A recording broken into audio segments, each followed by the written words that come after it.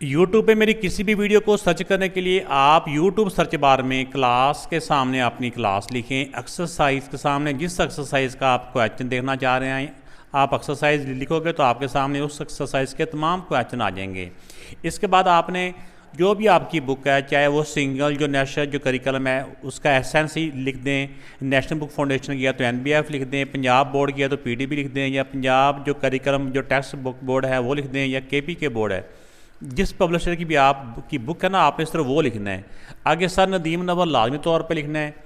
ये लिखेंगे तो आपके सामने उस एक्सरसाइज के तमाम क्वेश्चन आ जाएंगे। इसमें क्वेश्चन है कंस्ट्रक्ट एन आइसोसेलेस ट्रायंगल। ये आइसोसेलेस ट्रायंगल कौन सी ट्रायंगल होती है? आइसोसेलेस ट्रायंगल वो ट्रायंगल होती है जिसकी दो साइड आपस में लेंथ में इक्वल होती हैं। अगर दो साइड इक्वल हो ना तो उनके दो एंगल भी इक्वल होते हैं। ये एक इसकी ट्रायंगल की प्रॉपर्टी है, ये खूबी है इसकी ट्रायंगल की कि अगर दो साइड इक्वल हों तो उनके अपोजिट एंगल भी आपस में इक्वल होते हैं, जितने भी हों होते इक्वल हैं।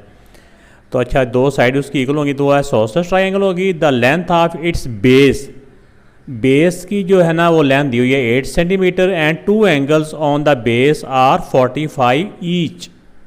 यानी कि उसके बेस के ऊपर दो एंगल होंगे ना तो हर एंगल 45 डिग्री का होगा। आइए पहले बेस ड्रा करते हैं, फिर बेस के दोनों एंड्स के ऊपर 45 डिग्री का एंगल ड्रा करते हैं। तो बेस की लेंथ 8 सेंटीमीटर है और बेस के ऊपर जो दो एंगल हैं वो 45 ईच था, यानी कि 45।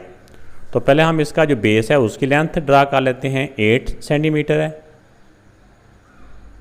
0 और 8 इनको आपस में मिला दिया। इनको कोई भी नाम दे दें, यहाँ कंडीशन नहीं है कि कौन सा नाम देना है। एक पॉइंट को A और दूसरे को B और ये 8 सेंटीमीटर। अब इसके ऊपर एंगल बनाते हैं दोनों के ऊपर बारी बारी। कंपास को मुनासिब सा खोला और एक आर्क ड्रा की। अब कंपास को जितना खोला था कम या ज़्यादा नहीं करना, यहाँ पर आके एक आर्क लगाएंगे तो ये हो जाएगा 60 का। फिर 60 का ये हम हाफ़ करेंगे, 0 और 60 का हाफ़ करेंगे तो 30 का बन जाएगा।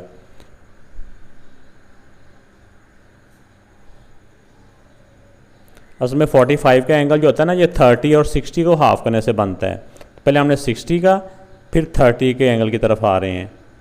तो अब 30 के एंगल के लिए ना हम ये डॉट्स जो डॉटर्स लाइन है ये ड्रा करेंगे। अब ये 30 डिग्री का एंगल है और इस डायरेक्शन में ये पॉइंट 60 का है। अब 30 और 60 का हाफ़ करेंगे तो वो 45 डिग्री का एंगल होगा। इसको हाफ़ करने के लिए कंपास को मुनासिब सा खोलें, जितना मर्जी खोल लें। आप 60 पे रख के एक आर्क ड्रा करें, फिर 30 के ऊपर रख के जो 30 का पॉइंट है ना इस आर्क के ऊपर, इस पॉइंट के ऊपर हमने इसकी सुई रखनी होती है। एक दूसरी आर्क ड्रा करें। तो जिस पॉइंट पे ये दोनों आर्क कट कर रही हैं वहाँ पे ज़रा ध्यान से आप चाहे D से पहले चेक भी कर लें कि हमने कहाँ पे पॉइंट। बाद दफ़ा ना पेंसिल अगर मोटी हो तो पॉइंट थोड़ा बहुत अभी आगे पीछे हो जाए तो वो मिस्टेक हो जाती है। अब हमने इस डायरेक्शन में एक लाइन ड्रा कर लेनी है ये। तो ये 45 डिग्री का एंगल हो गया। अब इसी तरह सेम स्टेप्स के साथ हमने पॉइंट A के ऊपर भी एक 45 डिग्री का एंगल ड्रा करना है। तो पहले कंपास को मुनासिब सा खोला हुआ है, एक आर्क ड्रा की। अब कंपास को जितना खोला हुआ था उतने खोले खोले एक आर्क लगाएंगे तो ये 60 का हो जाएगा। अब 60 और 0 का हाफ़ करेंगे तो हमारा आ जाएगा 30 का।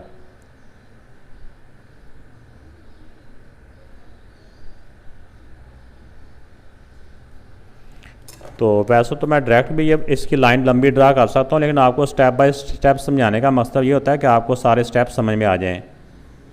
तो ये 0 और 60 का हमने हाफ़ किया तो ये 30 डिग्री का हो गया। अब 30 और 60 का हाफ़ करेंगे। 30 पे रख के कंपास को जितना मर्जी खोला हुआ है खोल लें आप, एक आर्क ड्रा की। अब 60 के ऊपर रख के एक दूसरी आर्क ड्रा की। तो जहाँ पे जिस पॉइंट पे दोनों आर्क कट कर रही हैं वो हमारा 45 डिग्री का एंगल होगा। यानी 30 और 60 का जो हाफ़ होता है ना वो 45 डिग्री होता है।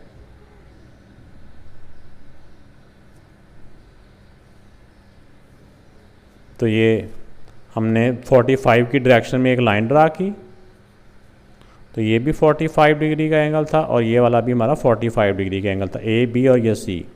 तो आप चाहे पैमाइश करके चेक कर लें, ये वाला एंगल 90 डिग्री का होगा।